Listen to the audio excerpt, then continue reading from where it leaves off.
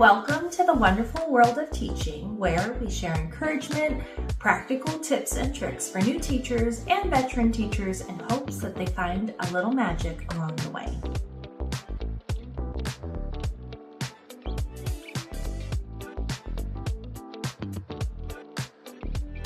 I'm Hannah, and today I'm sharing Spark 3 language.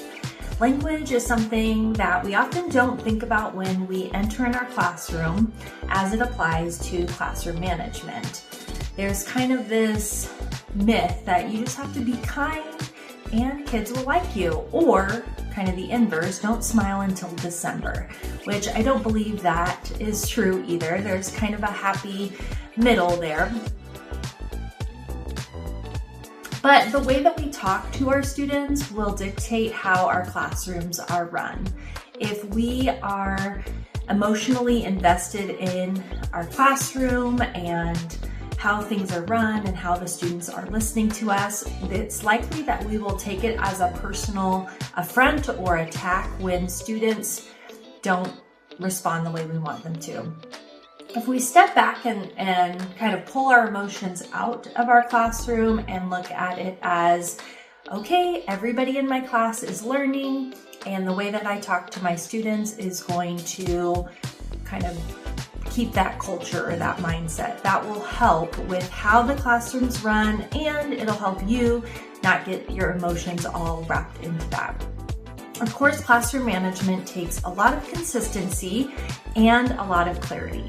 So 2 things to note for language is making sure that everything that you say is clear. So don't expect your students to do something that you've not clearly explained to them. And if that doesn't happen and you recognize like, oh my goodness, why are students turning in work like this? They aren't putting their names on it. They keep asking questions. That needs to be addressed ahead of time. So if you want students to put their name, practice that routine. If you want students writing or a project to look a certain way, create a rubric for them. If it's visual, that's even better. That will help students a lot. The other thing is how we talk to students. So a lot of times you'll walk into classrooms and you'll hear teachers say, all right, friends, or okay, class, or if your class has a theme. Years ago, I had done heroes, so all right, heroes. So when you talk to students that way, that does create kind of a class culture, and it doesn't single anybody out, but it's like it creates kind of this sense of, okay, we're all going to do it together.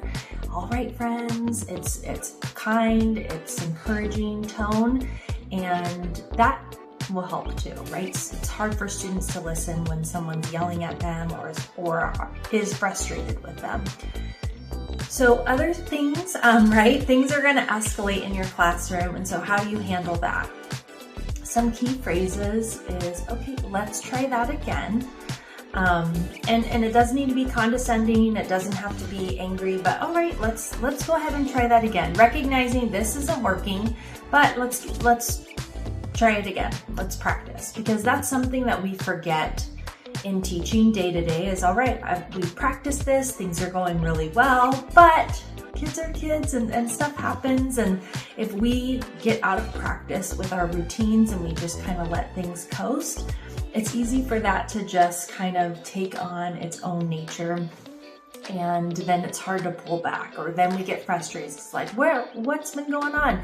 And it's because we've slowly let things slide. So practicing those routines, recognizing too, like, as I shared, students are going to need to practice things. They're going to constantly need that practice.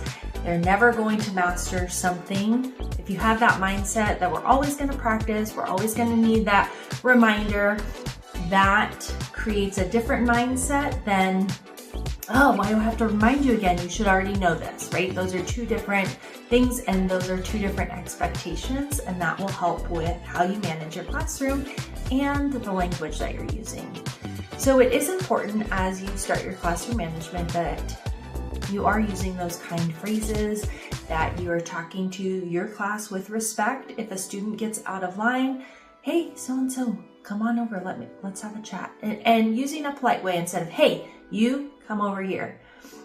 if you're using that, if you're encouraging, hey, let's talk about it, what's going on. And I know that there's not always time in the day for that, so finding a time to do that is important.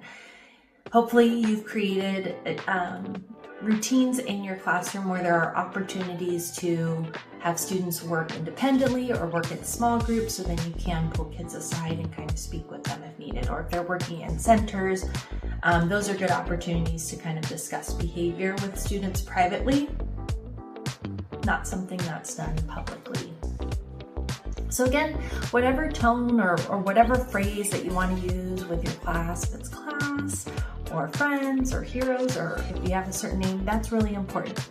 The other thing, as I shared, is having clear communication and letting the students know ahead of time what is expected of them will help them be successful and will eliminate, what am I supposed to do? What is it supposed to look like? Is this okay? It'll eliminate that as well. Please feel free to like, subscribe, or share this with anyone else that is in a similar situation, planning classroom management or recognizing that they need to revamp, revitalize their classroom management skills. With that, I hope to see you at the next one.